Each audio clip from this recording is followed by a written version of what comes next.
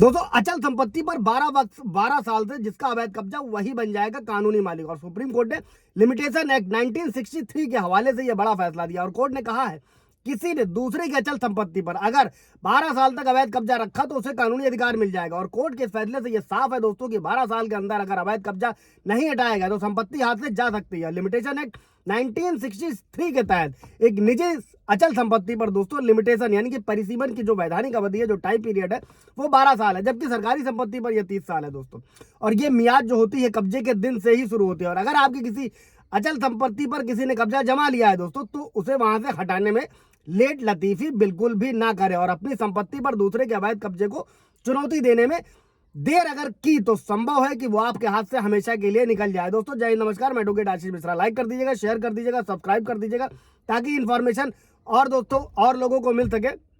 कई सारे व्यूअर्स के भी मेरे सवाल रहते हैं, तो इस वीडियो में स्पष्ट हो जाएगा दोस्तों कि 12 साल के अंदर आपको ये कदम उठाना होगा। और सुप्रीम कोर्ट के फैसले के अनुसार अगर वास्तविक या वैध मालिक, जो वैलिड मालिक है, अपनी अचल संपत्ति को दूसरे के कब्जे से वापस पाने के लिए एक समय सीमा के अंदर कदम नहीं उठाता है तो उसका मालिकाना हक जो होगा दोस्तों वो समाप्त हो जाएगा।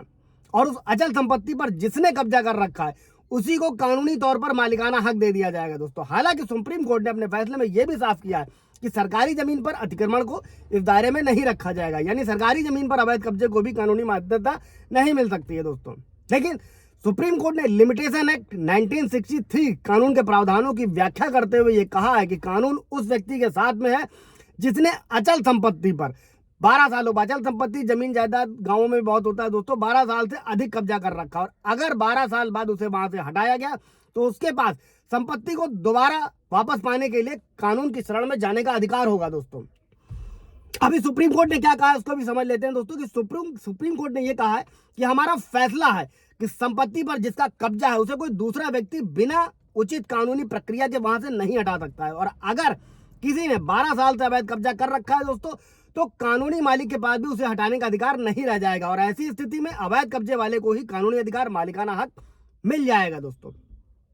और इसके बाद परिणाम क्या होगा दोस्तों कि एक बार अगर कब्जे का हो गया, अगर राइट मिल गया, मालिकाना हक मिल गया, टाइटल, हिस्सा, कुछ भी इंटरेस्ट मिल जाने पर जो वादी होगा दोस्तों वो कानून के अनुच्छेद 65 के दायरे में तलवार की तरह इस्तेमाल कर सकता है। वहीं प्रतिवादी के लिए ये सुरक्षा कवच होगा दोस्तों। और अगर किसी व्यक्ति ने कानून के तहत दोस्तों अवैध कब्जे को भी कानूनी कब्जे में तब्दील कर लिया तो जबरदस्ती हटाए जाने पर वो कानून की भी मदद ले सकता है। मतलब जिसने अवैध कब्जा किया है कानून उसी के साथ खड़ा होगा दोस्तों। और 12 साल के बाद संपत्ति हाथ से निकल जाएगी। अभी फैसले में क्या साफ किया है दोस्तों उसको समझ लेते हैं कि सुप्रीम कोर्ट ने फैसले में साफ किया है कि अगर किसी ने 12 साल तक अवैध कब्जे को जारी रखा है और उसके बाद उसने कानून के तहत मालिकाना हक पा लिया है तो उसे असली मालिक भी वहां से नहीं हटा सकता है।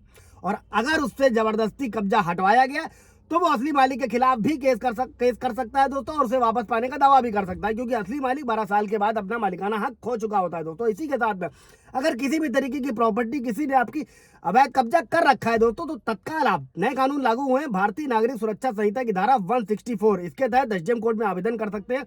जिसके पास कागज होंगे एसडीएम के यहाँ से आदेश किया जाएगा उसको वो प्रॉपर्टी मिल जाएगी। इसके अलावा दोस्तों भारतीय न्याय संहिता की धारा 41 में भी ये व्यवस्था की गई है, किसी भी प्रॉपर्टी को अगर कोई अवैध कब्जा कर रहा है तो आप बलपूर्वक उसको वहां से हटा सकते हो, अपनी प्रॉपर्टी को वापस पा सकते हैं। पूरा ब्रीफ वीडियो है, आप जाकर देख सकते हो। कोई सवाल जवाब होगा कमेंट में पूछ लीजिएगा दोस्तों। Thank you.